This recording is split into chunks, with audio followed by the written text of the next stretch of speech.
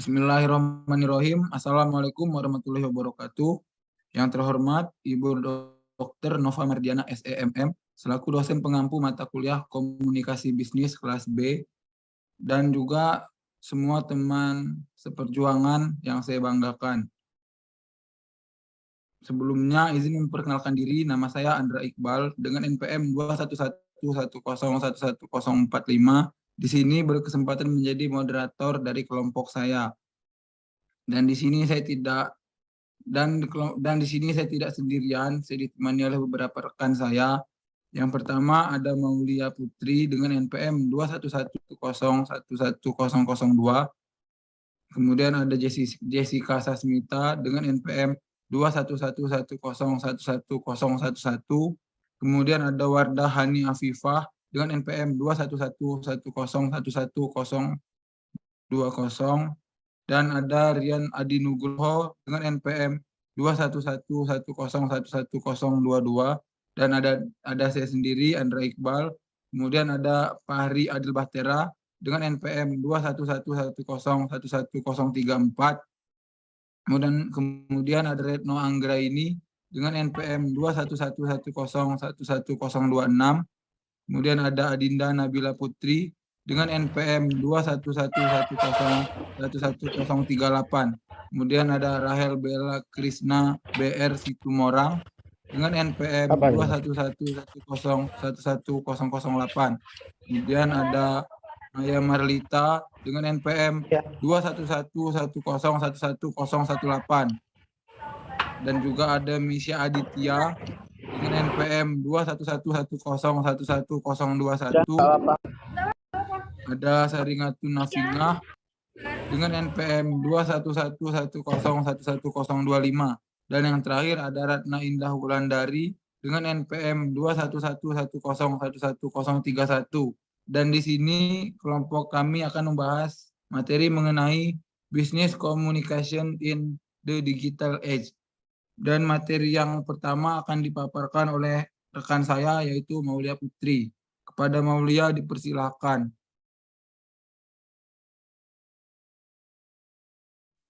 Baik, terima kasih moderator. Yang pertama, tujuan pembelajaran. Adapun 5 tujuan pembelajaran. Yang pertama, untuk menjelaskan bagaimana keterampilan komunikasi mendorong kesuksesan karir. Dan pahami mengapa keterampilan menulis sangat penting di tempat kerja digital, seluler, dan berbasis media sosial. Yang kedua, untuk mengidentifikasi alat untuk sukses di tempat bekerja abad ke-21 yang sangat berhubung menghargai pentingnya keterampilan berpikir kritis dan kredibilitas pribadi di pasar kerja yang komparatif di era digital. Yang ketiga, untuk menjelaskan tren signifikan dalam lingkungan kerja yang dinamis dan berjaring saat ini.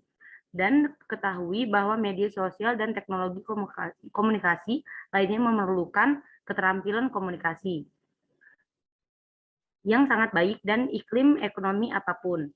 Yang empat, untuk memeriksa secara kritis arus komunikasi internal dan eksternal dalam organisasi melalui saluran formal dan informal, menjelaskan pentingnya pilihan media yang efektif dan memahami bagaimana mengatasi hambatan khas untuk komunikasi organisasi.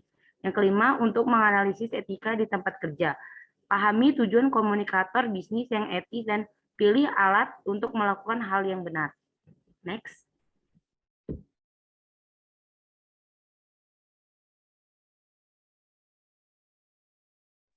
Baik, yang selanjutnya yakni adalah materi berkomunikasi di dunia digital. Jadi, yang pertama adalah keterampilan komunikasi. Survei pemberi kerja secara konsisten menunjukkan bahwa keterampilan komunikasi yang kuat sangatlah penting untuk penempatan kerja yang efektif, kinerja kerja, kemajuan karir, dan juga kesuksesan organisasi. Dalam membuat keputusan perekrutan, pemberi kerja sering menempatkan keterampilan komunikasi di antara kompetensi yang paling diinginkan. Lalu materi selanjutnya yaitu adalah menulis di era digital. Menulis lebih penting dari sebelumnya karena media online membutuhkan lebih banyak, bukan lebih sedikit.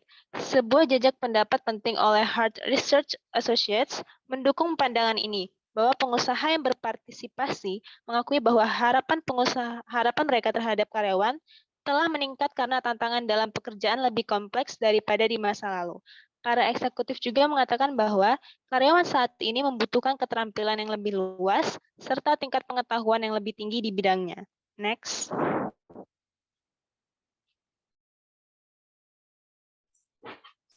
Berpikir kritis di era digital. Pekerjaan yang membutuhkan keterampilan berpikir, kekuatan otak, dan pengambilan keputusan cenderung tetap berlimpah. Baik Anda bekerja di e-commerce atau bisnis teknologi seluler, e-commerce atau bisnis berbasis internet, atau perdagangan fisik. Hampir 3 dari 4 pekerjaan melibatkan beberapa bentuk kerja pikiran.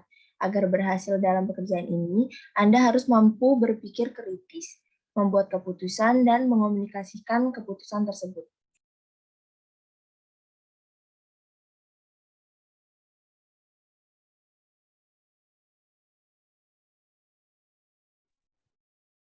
Baik, selanjutnya yaitu mengelola karir Anda dengan baik. Dalam dunia kerja yang dinamis dan sangat kompetitif, bahkan lulusan perguruan tinggi paling berbakat pun tidak mampu memposting atau mengirim email resume, menendang kembali dan menunggu untuk ditemukan.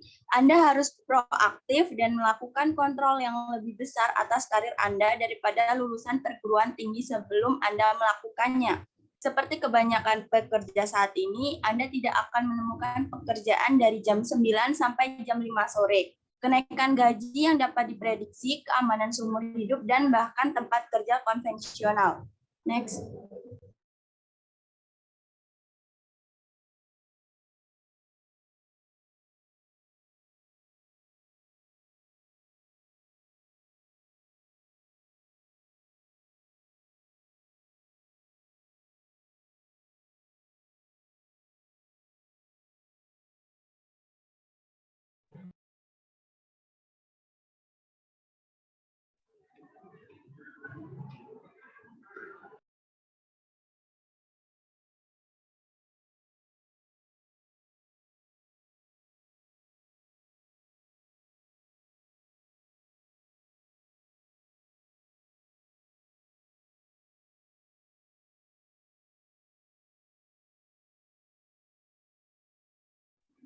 Saya akan melanjutkan materi yang akan dipresentasikan, yaitu ada tren dan tantangan di tempat kerja di era informasi.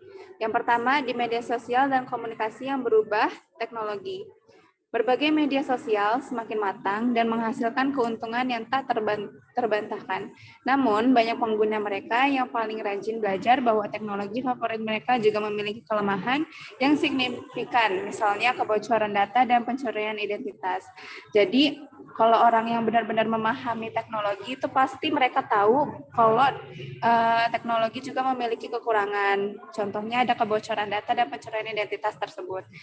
Sekian, terima kasih. Selanjutnya adalah pasar global dan persaingan. Dalam melakukan bisnis di negara-negara yang jauh, berarti berurusan dengan orang-orang yang mungkin sangat berbeda dari Anda. Ini merupakan salah satu tantangan di tempat kerja di era informasi saat ini. Mereka mungkin mempraktekkan agama yang berbeda, mengikuti kebiasaan yang berbeda, memiliki gaya hidup yang berbeda, dan bergantung pada pendekatan yang berbeda dalam bisnis. Sekarang, tambahkan komplikasi dari beberapa zona waktu, jarak yang sangat jauh antara kantor, dan bahasa yang berbeda. Tidak heran, komunikator global bisa tersandung.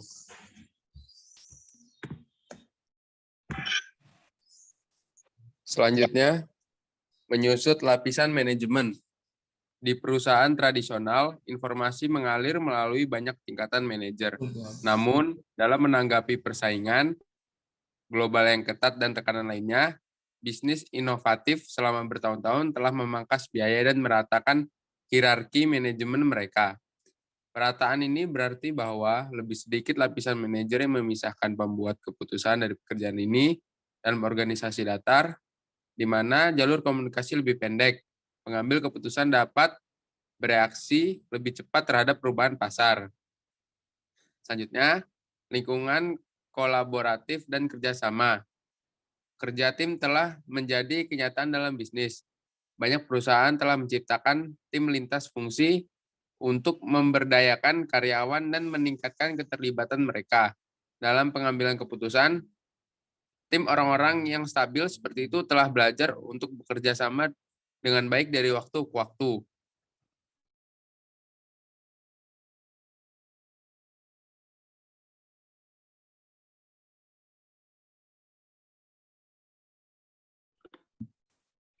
Berikutnya ada tumbuh keragaman tenaga kerja. Berkomunikasi dalam lingkungan kerja yang beragam ini membutuhkan sikap dan keterampilan baru. Dengan memperoleh keterampilan kerja baru ini, tentu sepadan dengan usaha, karena keragaman manfaat yang diberikan kepada konsumen, tim kerja, dan organisasi bisnis. Staf yang beragam lebih mampu membaca tren dan merespon basis pelanggan yang semakin beragam di pasar lokal dan dunia. Yang selanjutnya ada kantor